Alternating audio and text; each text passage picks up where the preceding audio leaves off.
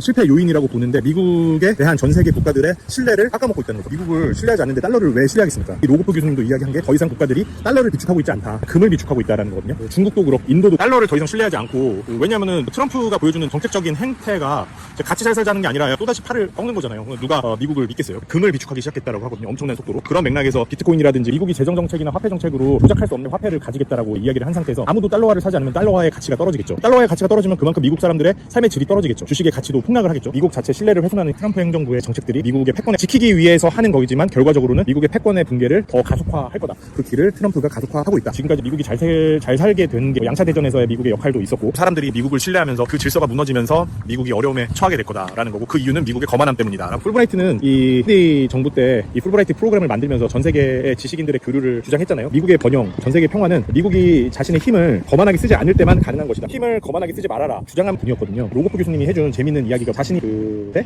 퇴직연금을 투자를 해야 되는데 당시에 일본이 잘 나가니까 일본 엔화에 했다는 거예요. 투자를 너무 잘한 것 같이 보였대요. 수익이 엄청나게 올라가고 있었는데 갑자기 1970년도에 이 엔화를 급하게 절상해버리는 이 닉슨 행정부의 정책이 나오면서 엔화 가치가 혹삭 주저앉아버리고 망해버렸다라는 개인 투자 이야기를 해줬어요. 우리가 투자하는 것도 공정한 시장 질서나 가정하고 하는 거지, 갑자기 말도 안 되는 정책이 나와버린다 그러면은 개인의 삶이나 투자는 한순간에 무너지는 거거든요. 케네스 로고프 교수님이 전문가임에도 불구하고 일어나버린 거죠. 정책적인 불확실성이나 말도 안 되는 경제 정책을 쓰는 경우에는 누구에게는 유리하고 누구의 삶은 한순간에 망쳐버리는 결과들이 나오기 십상이잖아요. 우리나라도 대통령 선거를 앞두고 있고 경제적인 정책이라든지 여러 가지를 조정하면서 주의해야 할 거는 미국 일변도의 정책을 해서는 안 된다는 거. 지금처럼 미국이라는 국가의 비합리적인 정책이 일어나면서 불확실성이 커질 때는 10년, 30년 전에 피던 미국 일변도의 외교 정책이나 무역 정책을 펴가지고는 안 됩니다. 또 미국이 패권의 몰락을 스스로 가속화하고 있는 시대에는 우리가 냉정하게 이 상황을 보면서 잘 대응해야 된다는 거. 일본의 잃어버린 20년이 우리나라에 반복되지 않으려고 하면은 이 일본이 말도 안 되게 미국에 굴복하는 정책을 펴므로써 자신들의 경제를 완전 망가뜨렸듯이 그런 잘못을 범해가지고는 안 된다는 거고, 윤석열의 반란 범죄자에 가담했었던 이 한덕수라는 기회주의적인 행정 관료, 자신의 행정기관에서의 지위를 이용해가지고 사익을 추구하는 기회적 일제시대였다라면 나라를 팔아먹을 반민족 반인륜 범죄 행위자였을 한덕수 같은 사람이, 김태효도 미국 워싱턴에 와서 무역정책이 합의하려고 했잖아요. 나라를 팔아먹는 행위고 이 우리 한국 시민들의 삶에 직접적인 해악을 끼치는 행위라는 겁니다. 시대를 잘못 잇는 시대착오적이고 자기 사익을 추구하는 사람들이 정책을 결정해서는 안 되고, 현실을 정확하게 이해하고 우리나라의 이익이 되는, 어떻게 하면은 우리의 이익을 잘 지켜낼 수 있는지 노력이 정말 필요하다는 생각이 듭니다. 풀브라이트 방문학자로 있으면서 전 세계 지성인들이 현재 세계를 통찰력 있게 바라보고 앞으로 전 세계가 어떻게 바뀔지에 대해 가지고 하는 이야기들을 전달을 해드리려고 했고요. 한국 언론에서 세계적인 경제라든지 정세의 흐름에 대해서 관심이 없기도 하고 잘 통찰하지도 못하고 이런 것들을 보면서 부족하지만 나름대로 최대한 노력해야 되겠다. 여기서 지내는 이 시간이 저를 위한 시간뿐만 아니라 사회에 공공재를 제공해야 하는 지식인으로서의